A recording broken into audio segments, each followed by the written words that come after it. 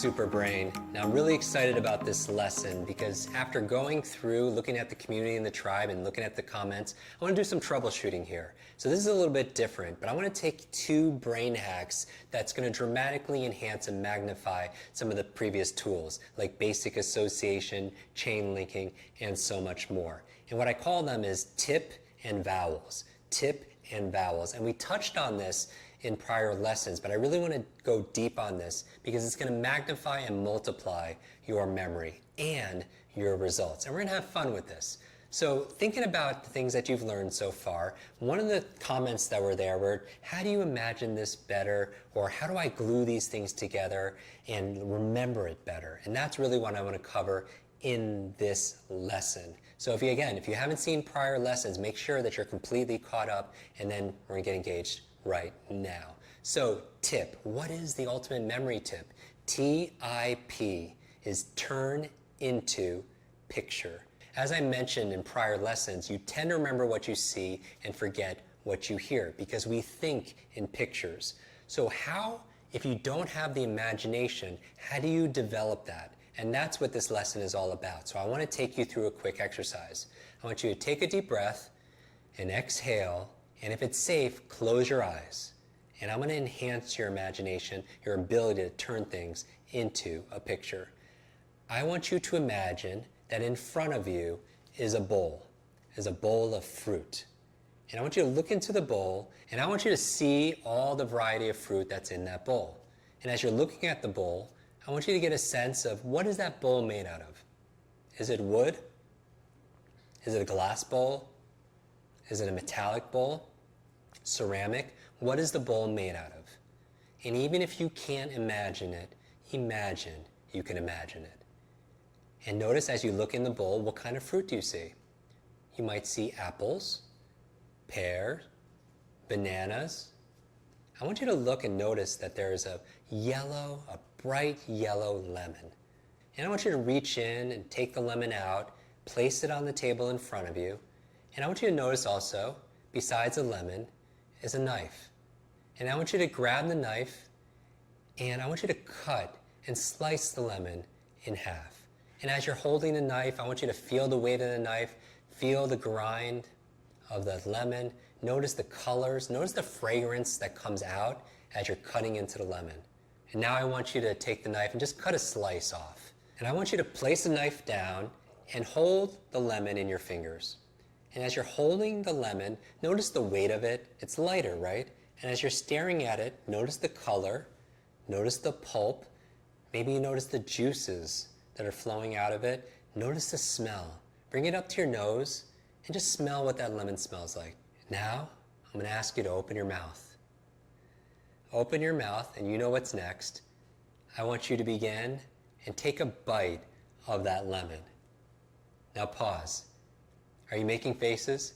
Are you salivating? Many of you are, right? Because here's the thing. The mind doesn't know the difference between something you vividly imagine and something that's real. Scientists will do research where they'll take a subject, sit them down, and put something on their head that'll allow them to see what's going on in their brain. And they'll bring a dog in, and they'll see what parts of their brain light up.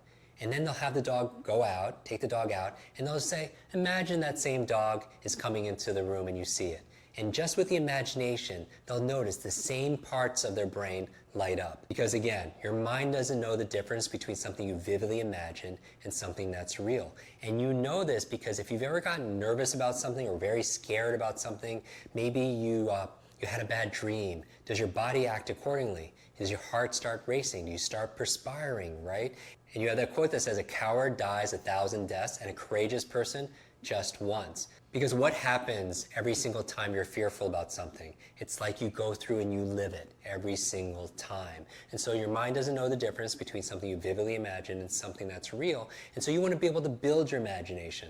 So in terms of tip, turn into a picture, one of the exercises you could do today is imagine something in front of you and just practice doing that. You could put an object in front of you and look at it. Maybe it's a vase, maybe it's a flower, maybe it's a photograph.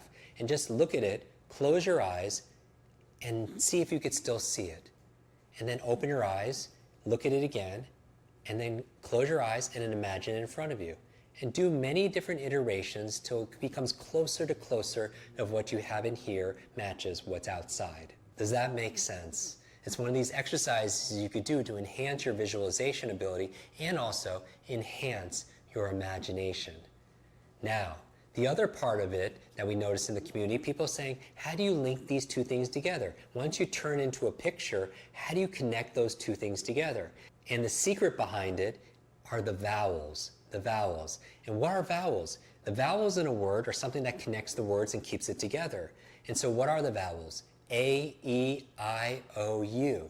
The A reminds you of action. You want to use action when you connect two things together. You have a fire hydrant, and you tie a balloon, and all of a sudden there's action, right? The fire hydrant goes up in the sky and there's water shooting everywhere. We remember things that have action. The E stands for emotion and exaggeration.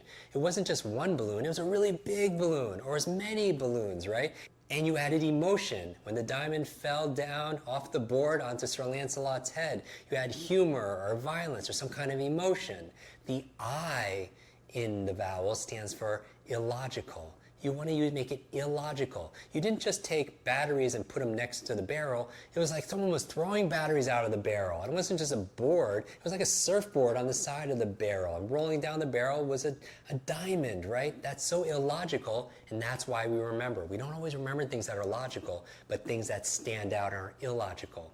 Finally, the O and the U. The O stands for outstanding. You want to make images and link two things together and make it outstanding. And the U is unusual and unique. And really, it's a different play on words, but we're talking about making things unusual, different, outstanding. Taking the ordinary and making it extraordinary. You're taking ordinary things that are outside that you need to remember, and you're making it extraordinary in your mind. And by making it extraordinary, you become unforgettable. Okay. So what is your homework? Very, very simple. I'd like you to practice building your imagination. Again, taking an object, putting it in front of you, and then closing your eyes and notice the details inside your imagination. And even if you can't see it in here, just practice, because with practice leads to progress. So take any object, put it in front of you, and just look at it, close your eyes, see if you could see it, open your eyes, see the details more, close your eyes, and keep on doing that about a dozen times. And then report to us in the community how it's going for you. The other thing is this, is practice your chain linking again. Practice your chain linking, and this time as you're linking new words together, whether it's on the periodic table or it's just objects that friends and family are testing your new memory on, practice using the vowels, using action, exaggeration, making it illogical, making it outstanding, making it unique and unusual, because practice, again, makes progress. Again, share your progress in our community, with our tribe, because again, together everyone achieves more. That's the team. Together, everyone achieves more. I want to thank you for playing full out in this lesson. I can't wait to see you tomorrow.